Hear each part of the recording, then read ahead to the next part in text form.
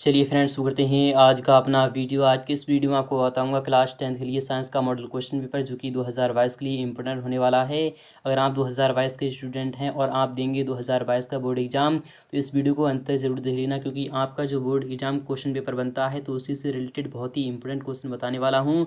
इसलिए इस वीडियो को अंत तक जरूर देख लेना फ्रेंड्स। आपको यह क्वेश्चन प्रैक्टिस करना है अच्छी तरीके से। तो क्वेश्चन पेपर आ चुका है आप सामने ही। इस वीडियो के माध्यम से मैं आपको 48 क्वेश्चन बताने वाला हूँ। इसमें कि आपके 48 में से 40 क्वेश्चंस आते हैं, वो सभी आपके इसी पेपर इसी वीडियो के माध्यम से आपका पूरा का पूरा पेपर फंसने वाला है। इसलिए इस वीडियो को अंत तक जरूर देख लेना। तो पहला क्वेश्चन आ चुका है कि 100 वाट और 200 वोल्ट के विद्युत बल्ब के तंतु का प्रतिरोध क्या होगा। यानी कि जो प्रतिरोध होता है, रेजिस्टेंस होता है, वह क्या होगा जब उस बल्ब की शक्ति जो दी जा रही है वह 100 वाट हो और वोल्ट यानी कि उसका जो पावर है वो 200 वोल्ट का हो। तो यानी कि जो उसका प्रतिरोध होगा वह कितना होगा, तो मैं आपको बता रहा हूँ। आपको यहाँ पर क्या दिया जा रहा है, तो P इज इक्वल टू आपको यहाँ पर कितना दी जा रही है, 100 वाट दी जा रही है। तो आपको यहाँ पर 100 वाट लिख देना है।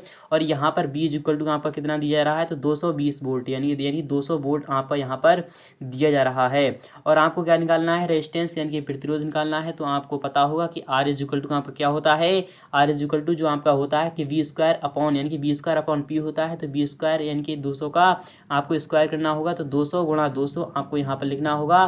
तो 200 गुणा 200 आप इस तरीके से निकाल सकते हैं यहाँ पर, यानी कि 220 आपका यहाँ पर क्या होगा, 220 वोल्ट का होना चाहिए।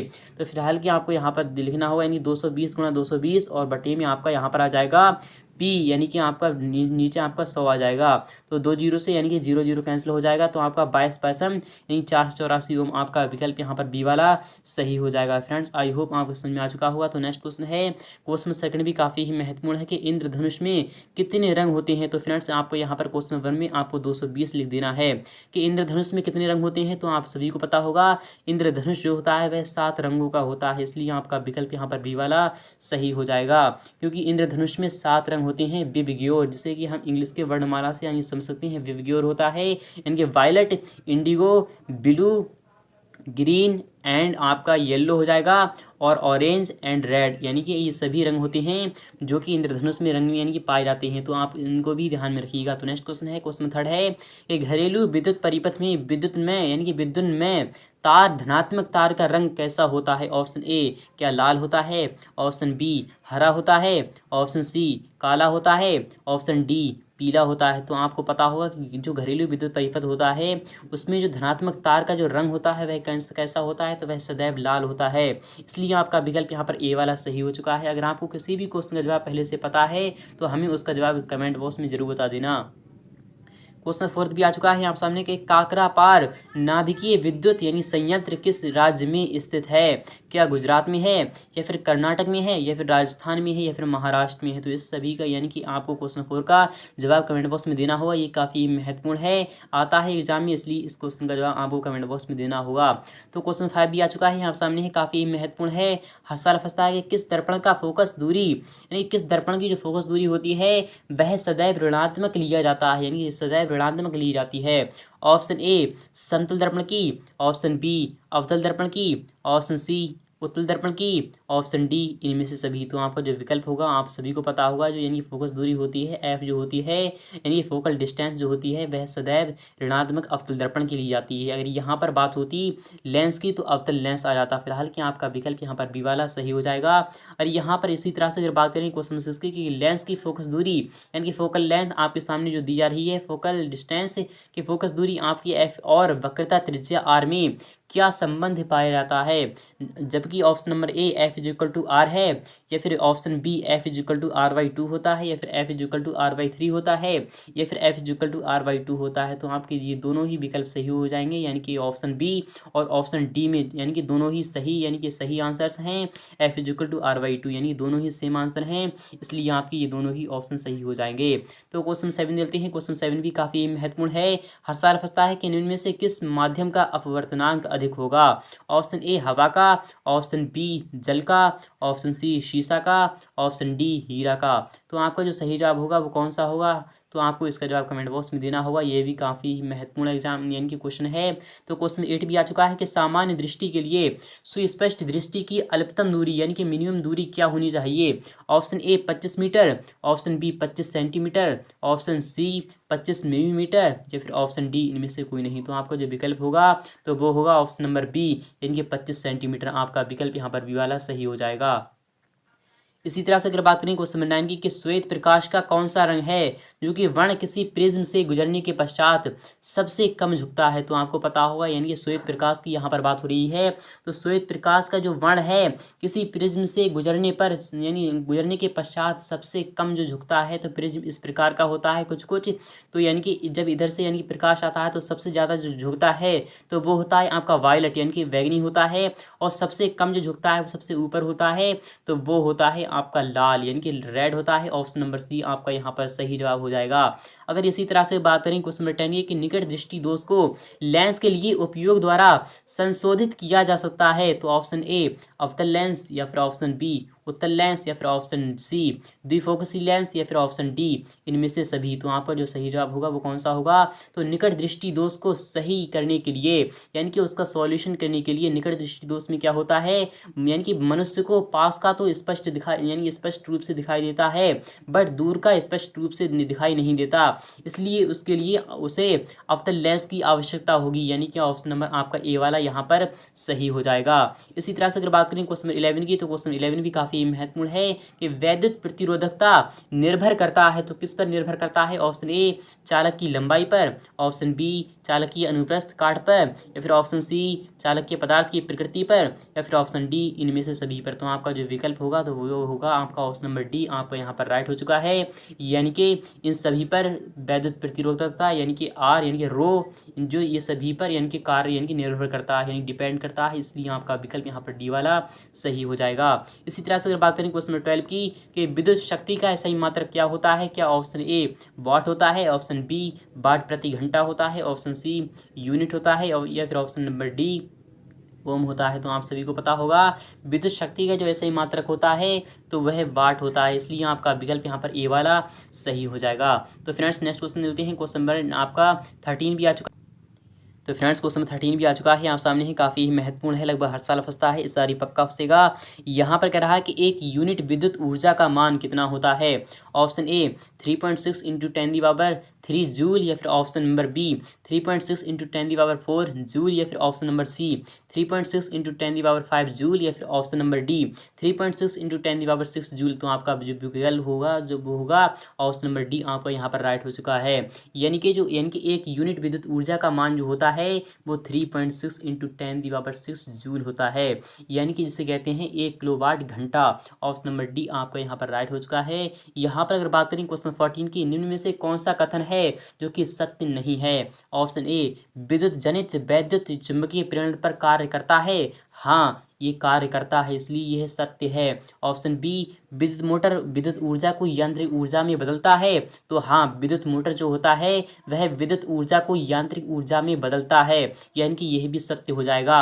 ऑप्शन नंबर सी कह रहा है कि चुंबकीय बल रेखाएं परस्पर नहीं काटती हैं, हाँ चुंबकीय बल रेखाएं कभी भी परस्पर नहीं काटती हैं, ये भी सत्य हो जाएगा। बट यहाँ पर ऑप्शन नंबर डी जो कह रहा है कि हरे विद्युत रोधन वाला तार प्रायः विद्युन्मय तार होता है, क्या यह सत्य है। नहीं ये सत्य नहीं है क्योंकि यह असत्य है। बट अगर रेड तार होता तो वह विद्युतमय यानी विद्युन्मय तार होता, इसलिए यह इनकरेक्ट हो जाएगा, इसलिए यह ऑप्शन आपका यहाँ पर सही हो जाएगा, यानी कि आपका डी वाला ऑप्शन यहाँ पर सही कह रहा है कि हरित विद्युत यानी कि हरे विद्युत रोधन वाला तार प्रायः विद्युन्मय तार नहीं होता है, इसलिए आपका विकल्प यहाँ पर डी वाला सही हो जाएगा। इसी तरह से अगर बात करें क्वेश्चन 15 की, तो क्वेश्चन 15 भी काफ़ी महत्वपूर्ण है, हस्ताल फंसता है कि फ्लेमिंग के वाम हस्त यानी कि बाएं हाथ के नियम के बायां हाथ का माध्यमा संकेत करती है।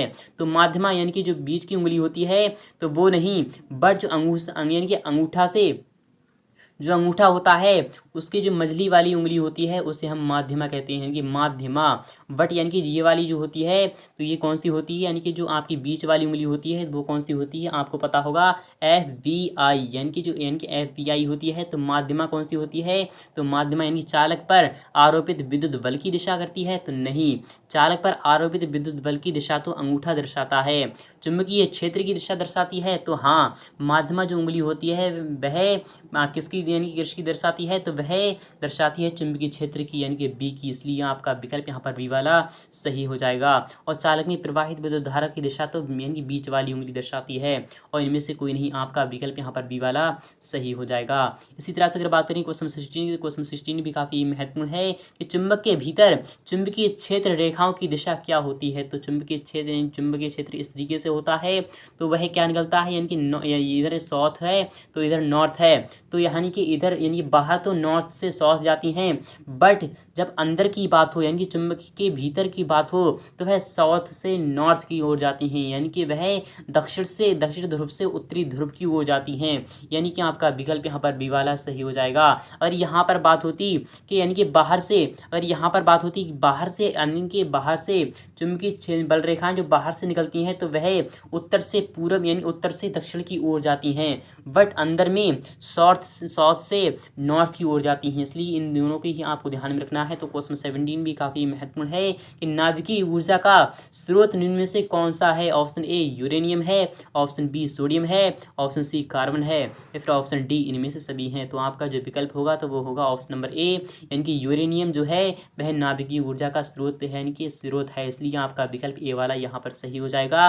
और यहाँ पर बात करें क्वेश्चन 18 की कि जिप्सम का रासायनिक सूत्र क्या होता है। ऑप्शन ए NaH यानी कि NaHO3 इंटू H2O है, या फिर option B CSO4 into 2H2O है, या फिर CSO4 इंटू हाफ यानी कि 1/4 H2O है, या फिर NaCl है। तो आप सभी को पता होगा जिप्सम का जो रासायनिक सूत्र होता है तो वह कैल्शियम सल्फेट यानी कि आपका होता है कैल्शियम सल्फेट डाईहाइड्रेट होता है। इसलिए आपका विकल्प यहाँ पर बी वाला सही हो जाएगा। यहाँ पर अगर बात करें क्वेश्चन 19 की कि क्लोरीन की परमाणु संख्या कितनी होती है। ऑप्शन ए क्या 12 होती है, ऑप्शन बी 13 होती है, ऑप्शन सी 19 होती है, ऑप्शन डी 17 होती है। तो आपका जो विकल्प होगा वो होगा ऑप्शन नंबर डी, यानी कि 17 होती है। तो आपका विकल्प यहाँ पर डी वाला सही हो चुका है।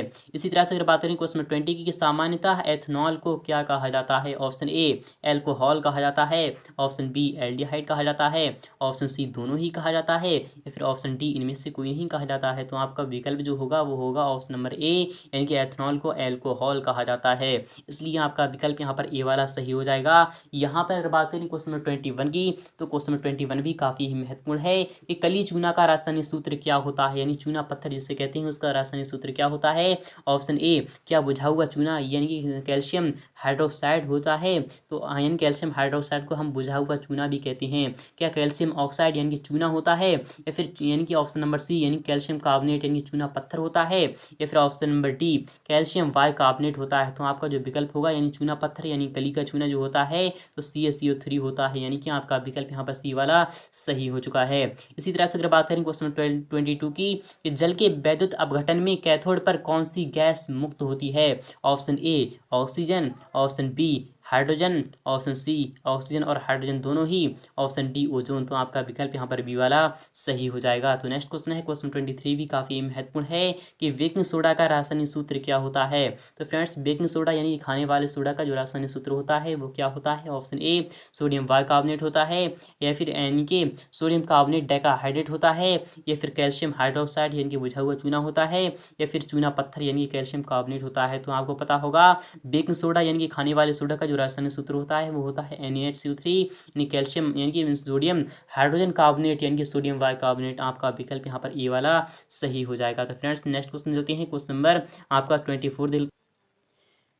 तो फ्रेंड्स क्वेश्चन 44 यानी 24 भी आ चुका है आप सामने ही। काफ़ी महत्वपूर्ण है कि कौन सा पदार्थ है जो कि नीले लिटमस पत्र को लाल कर देता है। ऑप्शन ए अम्ल है, ऑप्शन बी क्षार है, ऑप्शन सी लवण है या फिर ऑप्शन डी इनमें से कोई नहीं है। तो आप सभी को पता होगा कि वह कौन सा पदार्थ है जो कि नीले लिटमस पत्र को लाल में बदल देता है, यानी कि अनल, यानी कि वह अम्ल है। इसलिए आपका विकल्प यहाँ पर ए वाला सही हो जाएगा। अगर यहाँ पर क्षार होता तो वह लाल को नीले में बदलता। तो ऑप्शन नंबर आपका ए वाला राइट हो चुका है।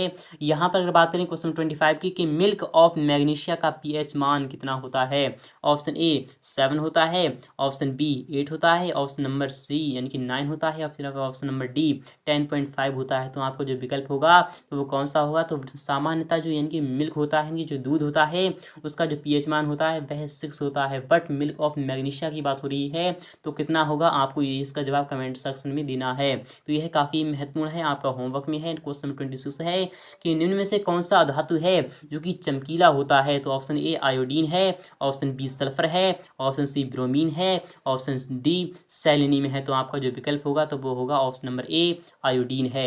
आयोडीन एक ऐसी धातु है जो कि चमकीली होती है, इसलिए आपका विकल्प यहाँ पर ए वाला सही हो जाएगा।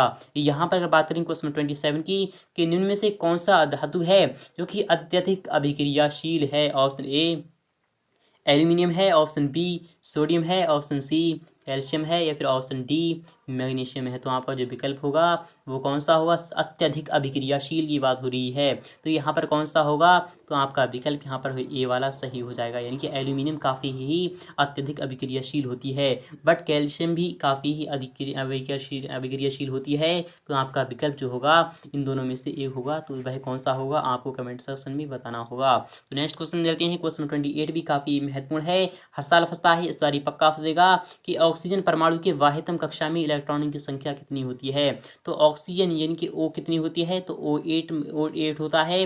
तो आपका पहले में तो 2 आ गया, फिर दूसरे में आपका 6 बचेगा। तो आपका यानी कि वाहितम कक्षा में 6 इलेक्ट्रॉनों की संख्या होती है, इसलिए आपका विकल्प यहाँ पर बी वाला सही हो जाएगा। यहाँ पर बात करें क्वेश्चन 29 की कि ब्यूटेनॉन एक कार्बन यौगिक है, इसका प्रकार्यात्मक समूह कौन सा होगा।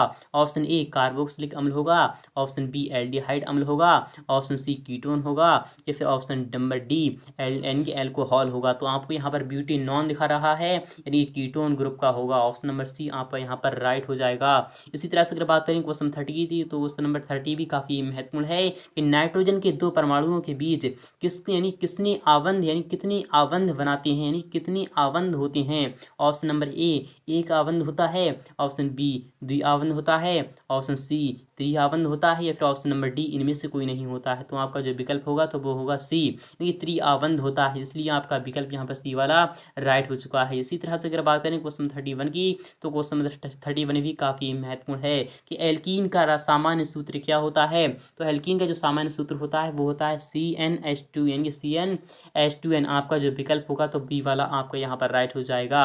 CnH2n जो होता है तो एल्कीन का वह सामान्य सूत्र होता है। यहाँ पर बात करें कि CnH2n+2 किसका होता है, तो यह एल्केन का होता है। यहाँ पर बात करें कि Cn यानी कि H2n-2 किसका होता है, तो ये होता है आपका एल्काइन का होता है। तो इन तीनों को भी यानी कि इन दोनों को भी आपको ध्यान में रखना है, बट ऑप्शन सी यहाँ पर रॉन्ग दिखा रहा है। CnH2n-1 ये किसी का नहीं होता है। तो क्वेश्चन 32 भी देते हैं, काफ़ी महत्वपूर्ण है कि आधुनिक आवर्त सारणी में आवर्तों की संख्या कितनी है, यानी मॉडर्न पीरियोडिक जो टेबल है उसमें आवर्तों की संख्या कितनी है। ऑप्शन ए 7 है, ऑप्शन बी 8 है, ऑप्शन सी 9 है, ऑप्शन डी 18 है। तो आपका जो विकल्प होगा आधुनिक आवर्त सारणी में आवर्तों की संख्या 7 होती है, जो कि इस तरीके से होती हैं, जो खड़ी खड़ी होती हैं उनकी कितनी होती है, उसका जवाब आपको कमेंट बॉक्स में देना होगा।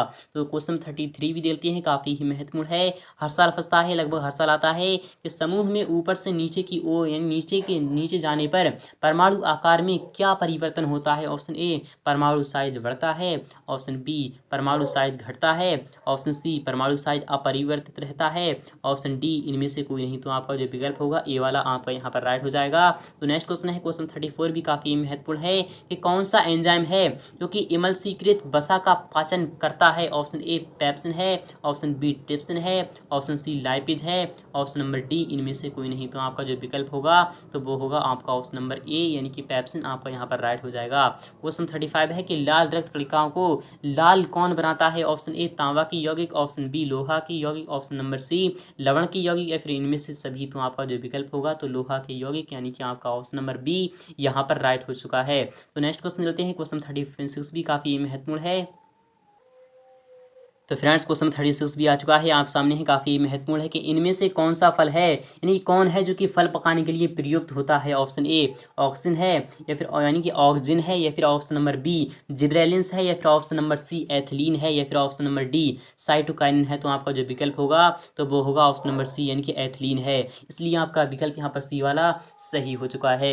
इसी तरह से अगर बात करें क्वेश्चन 37 की, कि वह प्रक्रम जिसके द्वारा जीव अपने जैसे संतानों की उत्पत्ति करता है अर्थात पैदा करता है, वह क्या कहलाता है। ऑप्शन ए जनन कहलाता है, ऑप्शन बी डायफ्राम कहलाता है, ऑप्शन नंबर सी निषेचन कहलाता है, ऑप्शन डी भ्रूण कहलाता है। तो आपका ए वाला ऑप्शन यहाँ पर राइट हो जाएगा, यानी कि जनन कहलाता है। तो ए ऑप्शन आपका यहाँ पर राइट हो जाएगा। क्वेश्चन 38 है कि सामान्य प्रकुंचन रक्तदाब होता है। ऑप्शन ए 80 mm, या फिर ऑप्शन नंबर बी 100 cm, या फिर ऑप्शन नंबर सी यानी 120 mm, या फिर ऑप्शन नंबर डी 130 mm। तो आपका जो विकल्प होगा तो वो होगा ऑप्शन नंबर सी 120 mm, यानी कि आपका विकल्प यहाँ पर ए यानी सी वाला सही हो चुका है।